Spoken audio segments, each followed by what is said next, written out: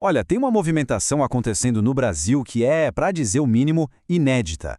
Tudo em resposta a uma crise de segurança bem séria lá no Rio de Janeiro, que fez com que um grupo de governadores se unisse de um jeito que a gente raramente vê. Então, o que está por trás dessa demonstração de força? Vamos mergulhar nisso agora. A melhor forma de descrever isso é um comboio de poder. Essa expressão já diz muita coisa, né? Porque assim, o que a gente está vendo não é só uma visitinha de cortesia, não. É muito mais que isso. É uma manobra política muito bem calculada, uma demonstração de força mesmo, organizada por alguns dos políticos mais influentes do país. E no centro disso tudo, a gente tem o que estão chamando de comitiva. Basicamente, é um grupo de governadores de vários estados, a maioria deles de direita, que estão indo juntos para o Rio de Janeiro. Oficialmente, a história é que é um ato de apoio, mas se a gente lê nas entrelinhas, fica bem claro que é um posicionamento político bem forte. Mas, beleza, quem são essas figuras? Quem está nessa comitiva? A lista tem nomes de peso, viu? A gente está falando de Ronaldo Caiado, de Goiás, Romeu Zema, de Minas, Jorginho Melo, de Santa Catarina e Mauro Mendes, do Mato Grosso. O Tarcísio de Freitas, lá de São Paulo, também participou da articulação inicial, mas a presença dele mesmo, de corpo presente na viagem, ainda não estava 100% confirmada. E essa palavra comitiva não foi escolhida à toa, ela é importante. Não se trata só de um grupo de pessoas viajando, não. É uma delegação oficial, com um objetivo bem específico. E nesse caso, o objetivo é totalmente político. Uma visita pensada, coordenada, para mandar um recado que seja ouvido no Brasil inteiro. Tá, mas por que agora? O que aconteceu para gerar essa reação toda? Para a gente entender essa urgência, a gente precisa olhar para o que aconteceu no Rio de Janeiro há pouco tempo. Foram eventos bem dramáticos que acabaram sendo o gatilho para tudo isso. E o gatilho foi justamente uma mega operação da polícia contra o crime organizado que literalmente sacudiu o Rio de Janeiro. Foi uma ação gigante, numa escala enorme e que, claro, teve consequências bem graves e imediatas. E para a gente ter uma ideia do tamanho do problema, um único número resume a situação: 119. Esse foi o número de mortes confirmadas pelo governo do Rio durante essa operação. Pensa só. É nesse cenário, nesse contexto super trágico, que essa mobilização dos governadores acontece.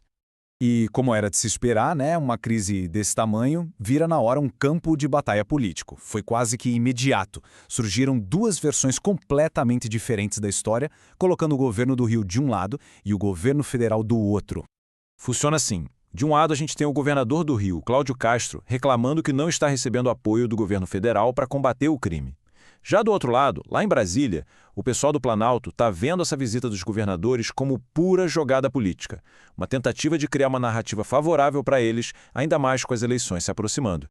Só que essa comitiva não é só para tirar foto e dar entrevista, não. Eles estão chegando no Rio com um plano de ação bem concreto na mão, uma estratégia com duas frentes para, segundo eles, lidar com a crise.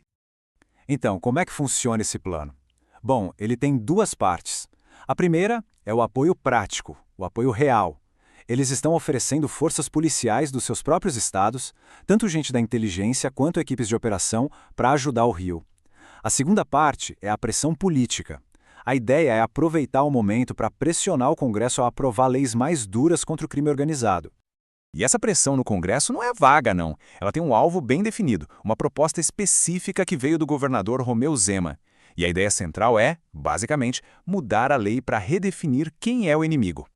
O que eles querem é aprovar um projeto de lei que trate as facções criminosas como organizações terroristas. Se isso passar, a mudança é enorme. Permitiria penas muito mais severas e daria ao Estado ferramentas de segurança muito mais amplas, mais enérgicas para combater esses grupos. E tem uma frase do Jorginho Melo, que foi quem articulou essa movimentação toda, que resume bem o pensamento por trás disso. Ele disse o seguinte: o combate ao crime organizado não pode ter fronteiras. É uma responsabilidade de todos. Ou seja, é um chamado claro para que os estados trabalhem juntos. Ok, mas vamos dar um passo para trás. O que essa aliança significa de verdade para o Brasil? Porque as consequências disso vão muito além da crise específica do Rio, sabe? Isso tem potencial para mudar o jogo de poder na política nacional. O que a gente está vendo aqui é, primeiro, a formação de um bloco político unido em torno de um tema: a segurança pública. Isso, claro, é um desafio direto ao jeito que o governo federal lida com o assunto.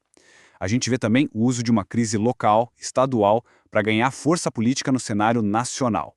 E talvez o mais interessante de tudo: pode ser que a gente esteja vendo nascer um novo jeito de cooperar na segurança, com os estados se unindo e agindo por conta própria. No fim das contas, a grande pergunta que fica no ar é: o que é isso de fato? É uma nova frente mais forte na luta contra o crime? Ou é só mais um capítulo na divisão política que o país vive? A resposta para isso, bom, ela ainda está sendo escrita e a gente vai ter que acompanhar para ver.